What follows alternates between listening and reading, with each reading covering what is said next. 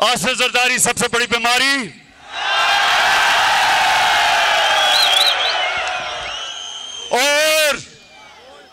और उसका नवासा कम पे टांग रही हैं। दोनों कुर्सी की लालच में अपने नाना की कुर्बानी को भुलाकर इसके कातलों के साथ बैठे हुए हैं और उनकी वकालत कर रहे हैं। यानी शर्म नहीं आती कि सियासत तो करनी है नाना के ऊपर, और जिन लोगों ने उसको फांसी दिलवाई थी अपनी कुर्सी की खातिर उनके साथ घुसे हुए हैं दोनों अंदर। शर्म करो, शर्म करो।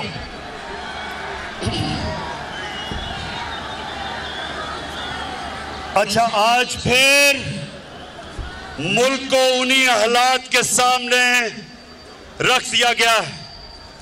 हमारे